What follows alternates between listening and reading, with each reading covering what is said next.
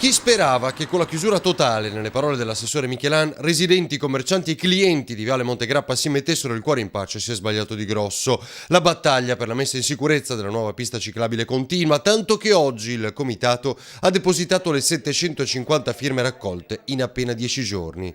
La pista ciclabile è sicuramente pericolosa, a nostro avviso creerà anche un disturbo alla viabilità perché restringendo la carreggiata restringe le possibilità di passaggio alle auto, ai pullman e quindi creando dei pericoli anche alle auto che devono immettersi nel viale. Costringerà poi i viaggiatori dei bus ad attraversare la stessa pista una volta scesi alle fermate. Un rischio, dicono i residenti, preoccupati anche per la svolta delle auto nelle vie laterali. Sul posto è andato anche il sindaco Manildo. Ha constatato la situazione, ha detto che ne parlava in giunta e che avrebbero visto le migliorie che potevano fare, anche in virtù del fatto che per noi come esercenti porterà a un grosso handicap. Per ora però nessuna modifica del tracciato e così se non riprende il dialogo ecco l'avvertimento. Diversamente io credo che comunque tutti i cittadini, tutti coloro che hanno firmato questa petizione si faranno un'idea di quello che è l'amministrazione Manildo. Domani le firme verranno consegnate anche al prefetto. È brutto da dire, ma se succederà qualcosa